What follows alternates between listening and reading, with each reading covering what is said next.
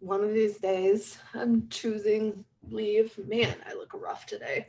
No, you do not. I mean, you don't. I'm going to put a sticky over my... I don't yawn the entire time that we were talking before this, and now I'm going to get on here and just be like, what's a analogy for yawning? You know how they're like when you're snoring, you're sawing logs? Or just be out here catching ghosts. I don't know, like whatever the fuck I'm going to make one up. I'm out here catching ghosts. Oh my God, that's funny. Should say that. Ladies, gents, non-binary folks, it's 10:30 in the morning and I've had coffee and an energy drink. So Buckle up, little buddies. It's one of those days. And that's okay. We're still showing up though. That's what matters. Absolutely.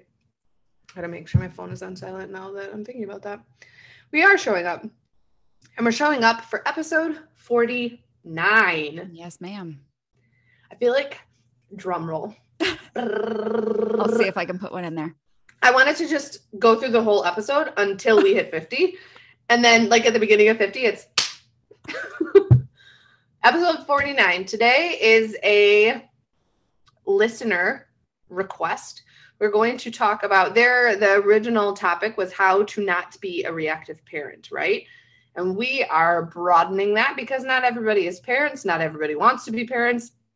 It can be a triggering topic for people. So we are going to discuss how to not be reactive in situations that cultivate where we want an emotional response, right? We want to have that emotional response. So Stephanie, how do you want to start this off? Should we talk about experiences where we've had big emotional reactions? Yeah. Where we've been like, fuck. Yeah. What it means to be a reactive human being, right? Whether it be with a partner or a kid or a coworker. I've experienced all of the above. So samesies. I was like, literally this morning. Well, because here's the thing. I think back to who I was, obviously, like when I was younger, whether it be a kid, a young adult, or an adult. And I was always a reactive person because in my mind, the angrier I get and more reactive I am, the more you're going to listen to me. That was always my mindset of like, well, if I fucking snap on you, you're going to leave me alone. Right. Like I'm going to I'm going to put you in your place and you're going to leave me alone. Okay. Is anybody really listening to you when you're fucking going nuts at them? No, but I didn't know that. That was like, but how was it modeled for you? Right. You know, if it's modeled for you that our parents and caregivers lack certain skills to be able to effectively communicate that, how are you supposed to know? I mean, my mom, we've talked about it before. My mom worked 3 jobs, was a single parent because my mom and my dad divorced when I was 2. Talked about how my mom would be working like 3 jobs. She would come home, something wouldn't be done. And it would just be the floodgates of just like yelling and screaming and, you know, whatever. And now as an adult, right, as a kid, I was like, what the fuck, dude? Like I was never scared of my mom. It wasn't like she was in our face, like, but it was more so just this release of emotion. And so as a kid, we're like, Jesus Christ. And I think Tara took it as like, we got to make sure everything's done. And I was like, I don't want to fucking deal with this. This is too much for me. But now as an adult, looking back, I'm like, she was stressed out, worn out, exhausted. Like I can see how everything led up to that point. I think the important part now as me being an adult and recognizing that, how can I now imply that into my life where I'm like, okay, I saw how that went. And that was not, it wasn't modeled well. It didn't work well. I knew that my mom was upset, but it was never conveyed to me like, I am so overworked. I am tired. I was just like, mom's angry. Yes. Mom's angry all the time. Right. Or mom's mad at me. Yeah. Yeah. Yeah. Then that turns to that. I think that's where ADHD saves me. Right. Sure. Like, yeah, I never internalized it. It was definitely me. I was not doing my chores. Like, it's definitely my fault. It was because my sister was like, all you had to do was wash the dishes and you didn't wash the dishes and mom is coming home now. And what are we going to do? I did the laundry. I folded the towels. You didn't do the dishes. That was your part. And I was like, because I didn't want to. And she's like, oh my God, you're so selfish. And in my head, I was like, what the fuck? Like, but that's where like my on and off comes really. I never internalized it of like, whoa, man, I'm the fucking problem. When literally that sound is like, is it me? Am I the drama? Yes, bitch. I'm yes. The drama. Yes, it is you. You are not doing your part. But like being able to recognize that, I think had there been more of that conversation of like, this is why I need you to do this. This is why this part is so important to our little, threesome family functioning. I need this. And I've recognized that now with Soph. Like this morning when I picked her up, yesterday was a very long, emotionally challenging, draining day. I picked her up and I said, dude, my capacity right now, my emotions, I'm at an all-time low. Like, she was struggling with her haircut. She didn't necessarily like the way that it looked. My mom cut it. It was literally what she asked for. But, kids, you do it and they're like, what the fuck? I didn't ask for that. And it's like, no, you literally did. You literally did, though. No, you did. You've been talking about it for 3 weeks. You did. But okay. You're allowed to change your mind. So I was like, I understand you're upset. I get that. I completely do. Right now, there is nothing I can do to fix that. And I can't keep having the same conversation. I can't. And she understands in those moments. My hope is that when she grows older, she understands that I'm not trying to dismiss her. I'm just trying to level with her of like, dude, there's nothing I can do. I can't put hair back on your head. It's going to grow. Your hair grows fast. Yep. I understand as a kid, you don't get that. But like, I think leveling with her gets her to start to understand that you're a fucking human. Yeah. That you're experiencing something, right? Yeah. But it's more so in those moments of, I could level with her this morning and I have worked my ass off to be able to recognize my emotions in the moment to be able to get to that point. There have absolutely been moments where we both have been in our emotional mind and just reacted off split second. And I think paying attention to the moments, right, where you lose your cool or you lose it or you're reactive, what is the common denominator? What is the theme? Because 9 times out of 10, it's pulling at an insecurity. And that's where the work needs to be done. For me, I can tell you it's feeling out of control of a situation. I had a similar situation with Bug the other day, like you were explaining with doing chores and stuff. Literally every day, I'm like, I need you to get your lunchbox out of your backpack, get me your red folder, like hang up your stuff. Literally every day. Every day. What do you think my son does every day? He throws his backpack on the floor, throws his coat on the table. And I'm like, so then I got frustrated. He was like, why are you so mad at me?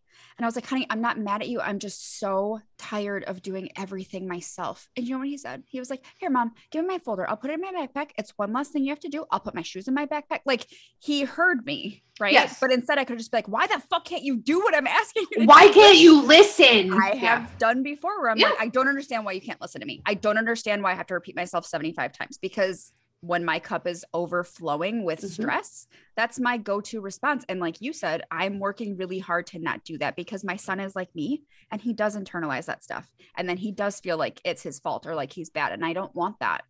Looking back, I was going to ask you this. Do you think now, well, it's a 2-pronged question. So do you think we only have insight into our parents' reactions to us as kids because we're therapists, or do you think it's because we've grown as people? That's a good one. Because I can tell you right now that I have insight into my parents' reactions and responses and how they handle things with me because I know of their trauma and their past and how that affected them. I don't know that I would know that as just like a non-therapist. I would say I have a greater understanding. Sure. Right? I feel growing up when I was like 22, 23, and I don't even... I wasn't in grad school because I had Sophia. I was pregnant when I was in grad school. So 22, 23, 24, maybe 25. There was an understanding, right, of like how their past kind of played into it and like how maybe their relationship was, like my mom and dad. When I say they, I'm thinking my mom and dad's relationship and them separating and maybe how that affected us. Sure. I think as time has gone on, I have way more insight because of all of the learning and the experience I've had as a therapist. Sure. And the growth too, right? Like, because I think you and I have both experienced this. Just because you are a therapist or a person who is in a profession of helping other people doesn't mean that you display insight into your behaviors or your exactly. Yeah. And so you have to do the work. Like you've got to work on being non-reactive. And that was something that we were, when I decided to start working on myself, that was the sole focus and energy because I am a very reactive person, right? That impulsivity, that's where that comes from, of like, what the fuck? I don't like that. I'm whatever. It's not like I would haul off and fight people, but it absolutely was where I struggled. And I think with you working on that, if I were to look back at what I worked on the most, it would probably be personalization, because I did take a lot of things personal, and I always felt like it was my fault, or I always felt like it was directed at me, when in reality, I would say 90% of the time it had nothing to do with me as a person, right? Like it was a reflection of what that person was going through. And now I don't really take anything personal, because for what? Well, I don't have control over your feelings. Right. Yeah. Right. I display enough insight that I know when I fucked up. Exactly. To be able to apologize and to take accountability for when I fucked up. But other than that, like, I attempt to approach situations in an assertive manner. Mm-hmm. And so I'm attempting to look at your feelings and my feelings, not changing what I'm doing for your feelings, but I'm attempting to understand where you may come from. But if you feel some type of fucking way, you feel some type of way. Yep. That ain't my shit. I'm not picking that up. 100%. I had enough on my fucking plate. I'm at a goddamn buffet over here, okay? I've had about 6 plates today, so I got heavy on the mashed potatoes and gravy, okay? I am in the thick of it. Into the thick of it. Ugh. It's my favorite fucking sound. I mean, I think we could talk about a fuck ton of moments, right, where we've been reactive. The importance that I want to really go into is how to not be reactive, right? And so we're going to talk about some steps. I just jotted some points down that I want us to process through, because I think there's no right or wrong way to start to learn how to not be reactive, how to not go into that emotional side of your brain, right? It's whatever works for you. I just think that these are talking points that are important for us. Well, and know that these steps aren't like a one and done. You're going to do them once and you're never going to be reactive again. Like, this is something you have to practice like anything else. Yes. There are days that I'm on my shit. Like you said, there are days that I'm on my shit and I'm like, okay, I can be calm and I can like really talk to him like a human being and not yell at him and not lash out. And then there's other days where I'm like, I fucking flip out and then I have to go back and apologize. Right. Yeah. But I have to reflect on those moments and be like, was it really that big of a fucking deal that he spilled something? No, it wasn't. You know what I mean? Yes. Yes. So the first thing that I have written down is stop. So an important factor when we are attempting to not be reactive in situations is we live in a society where it is praised and celebrated when you are just constantly going, constantly moving, constantly doing something, constantly producing, just you are always on. Yep. It's like, look at me. I'm doing so much. I'm this, I'm that. When in reality, like when we are go, go, go, go, go, it is so hard to stay in that wise mind, that centered mind, balancing between, acceptance and change, balancing between our emotions and the reality of the situation. It is so hard. We have to slow down. You have to stop. You have to take pause and start to recognize what's going on. That leads into the next point. You need to observe. You have to observe what's going on around you. You have to observe the situation. Before we get into that, let's put just a pin in that. If you are in a situation where you don't have time to take pause, you don't have time to reflect in that moment, do what is needed in that moment. Get through it, right? Let's not make, assumptions or statements or any. Do bare minimum to get through it. Does that make sense? Just to get yourself to the other side where you have time to rest and reflect. Yes. Now, taking the pin out of that, you made an interesting point before of like, when my cup is overflowing, I have to know that. Yeah. Observe. We are in charge of knowing when enough is enough. Yes. What are the factors that you think get in the way of us being able to, and us as humans, being able to draw that line up? Enough is enough. I feel like it plays more into like what you were just saying about how we are conditioned to believe that we're supposed to be doing 87 things at once, right? And that I'm supposed to be busy, that I'm supposed to be on, I'm supposed to be available, I'm supposed to be this perfect mom or perfect therapist or whatever, right? And perfect as in like, I'm supposed to be some type of way, right? Yeah. And so there's expectations. Yes, we never have the time or ability to sit back and be like, okay, but how do I feel? What's going on with me right now? Can I handle this? Can I take this on? Because we're just expected to take it on no matter what. I would say in the last year, more so specifically, I've been able to be like, I'm not going to do that though. I can't, right? Like I can't because I'm going through XYZ, or I can't because my son is going through something, or I just can't because I've held so much space throughout this week that I have no more space to give anybody. Right. But I have the ability to sit back and think about that. And maybe not a lot of people do, or they don't know how to. Right. So I think it has to do with the expectations of everything and everyone around you, convincing you that you should be doing more. Absolutely. And then operating in that cognitive error of shoulds. I should be. Again, who is setting those expectations? Who's recognizing, who's doing that? Who is setting that? Are you abiding by somebody else's expectations on themselves? Right. Are they your expectations of yourself? Either way, both are something that is not fixated. It's not set in stone. Those are variables. Those are not like the control agent in the situation. So when we're talking about observing, so when I'm asking you to stop, I'm physically asking you to stop. Like stop what you are doing, pause, take rest, notice. When I'm asking you to observe, you have to understand you cannot observe without the five senses. You have to understand, what situation am I in? How do I feel physically? What am I taking in through my eyes? What are the thoughts going in my head? What am I hearing? What are the facts that I'm actually hearing rather than the assumptions in my head? Like what is going on?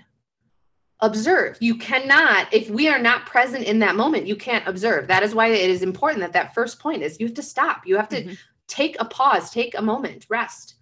Then 3 comes in, step 3. Again, these are literally things that I just made up. So it's not like it's not a fucking handout. Step 3, challenge the thoughts. What is coming up? Again, if we're paying attention to what we are taking in, observing, what we are hearing, what are the facts of the situation? What did we hear? Not your assumptions, not the thoughts that you've created because you've heard something. What are you actually hearing? And then proceed with challenging that. You know, if you're saying like yesterday, super heavy day, wasn't sure if it was going to be able to. Yes. Back. Okay.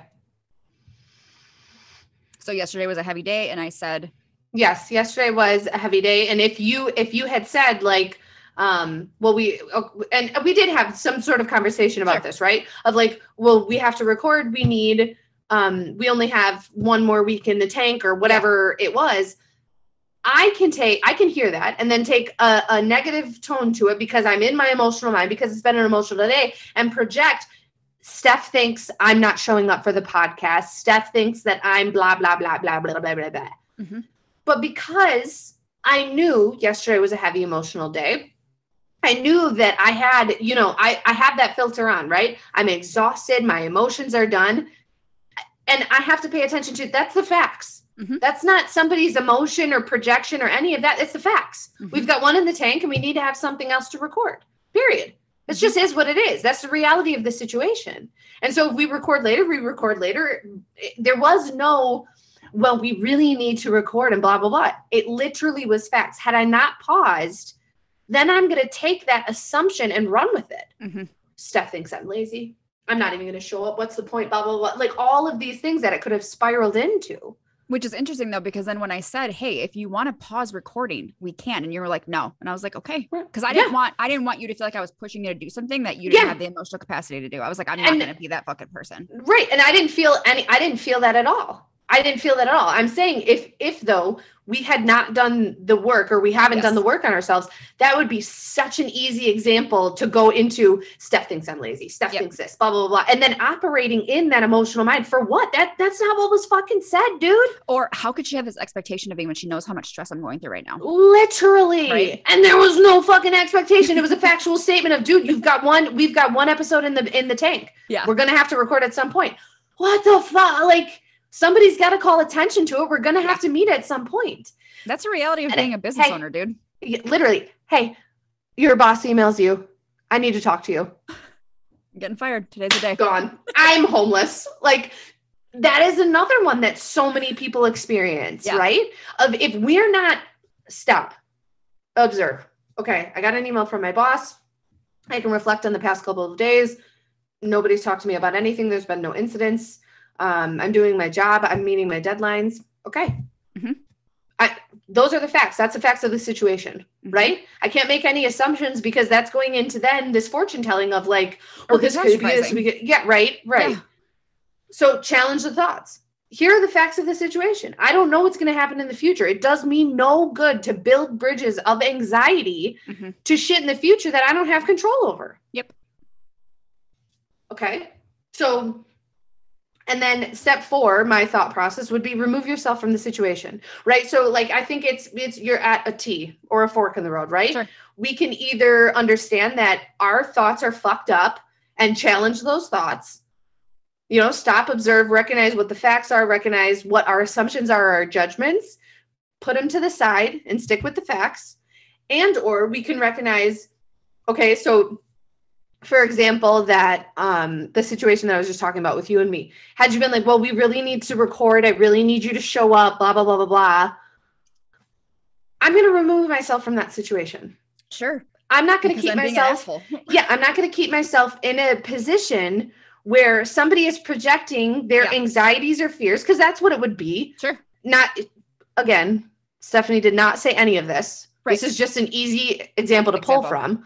But if Steph had said, well, I really need you to show up, like you haven't been there, you know, like it's, you know, it's not about you or whatever it is. Like, I'm removing myself from that situation because I have fucking boundaries and expectations. I'm telling you, I'm at an emotional capacity. I'm at my limit. I fucking can't. Yep. And you're pushing me to go further, bro. No. Your seat has been revoked. You cannot sit at my table. We're done. Same thing with kids, right? If I'm at a spot where it's been a stressful day, whether it's a stressful day at work or a stressful day with him for whatever reason, and he does something else and I just feel like I can't, I have to say to him, like, I need to go take a break for a second because I'm upset and I don't want to react right now, right? Do I always say it that eloquently? No. Do I sometimes just go sit and just not say anything for a little while? Yes. Is that effective? No, because then his little anxious brain is like, well, she's mad at me. I did something wrong, right? Like he internalizes and starts making up all these stories. So I have to say, I'm not ignoring you. This doesn't mean that I don't care about you. I just need to take a minute and not say anything. Yeah. So I hope that these are applicable to your life. I hope that these are things that you can start to put into play. My word of advice is to one step at a time. You are not going to go through all 4 steps seamlessly and be able to execute them. When I'm telling you, this is years worth of consistent work. This is years worth of consistent work to be able to say XYZ or how to get my needs met or what, you know, remove myself from a situation, whatever it may be. Consistent work on yourself. So if it looks like consistently for a couple of months, just learning how to pause in the moment to recognize what's going on, that is success. Yep. Do not place these expectations on yourself that we're going to get to this point where we're able to just fire these all off. You're human. You're having a human experience. Even in our best of days where we're fucking on it, we absolutely have moments where we fucking do not do these steps and full blown react to shit. The importance when that happens, cause it will people. When that happens, acknowledge your fuck up, acknowledge where you went wrong, take responsibility, be accountable, because you're putting I like to view it as like, cause I like visualization. I like to view that as, you know how like on iPhones, you drop a pin on a map, and maybe it's not, maybe it's other phones too, but you drop a pin in that location. You are dropping a pin in your brain in that moment of where you stopped and challenged yourself. Do you know what I'm saying? Yeah. And or not stopped and challenged yourself, but where you stopped and held yourself accountable. So the more times that you do that, the closer you get to being proactive, getting to this stop in the situation first versus reactive. You've got to catch yourself in the moment first to be able to then start to build up what is going to save that situation. Does that make sense? Yes. And hear me when I say what we're not going to do while we're doing this work. is shame ourselves when we don't make it through all 4 steps. Well, I'm here for that. Absolutely. We are not there going is to no shame need. ourselves for having a slip up or having a reaction. We're going to tell ourselves, okay, I did my best today. And that's what matters. I can start over at any minute. I can reflect at any moment. I can observe at any moment. Like, again, focusing on what I can do in the situation versus what I'm not doing to achieve my goal. That's not helpful. Right. Shaming yourself is never helpful. It's not going to induce change. It's going to make you feel like fucking shit. Mm-hmm. And it is going to continuously reinforce that negative self-talk in your head. Yeah, it's going I'm to a bad person. I can't control myself. I'm aggressive, or I don't know how to communicate. We're not doing that. We're not doing that. We're not. I refuse. Yes. Life is literally too short. Yes. Bitch, this was a good episode. Girl, I'm here for it. I am here for it. Okay. Let this also serve as a lesson that when you're in your head and you're like, you know what, I can't do it. It's not going to be good. It's going to suck, blah, blah, blah. You don't know unless you try. Abso-fucking-lutely. And putting in the work. I'm exhausted, guys. Probably past 2 days, I've maybe had 5 hours of sleep. Mm-hmm. My emotional tank is depleted. Yeah. But I chose to be like, fuck it. Let's try it. If it's not good, we'll scrap the thing. It is what it is. We've done it before. Yep. And boom. Banged out a fucking bomb-ass episode. It turned out great.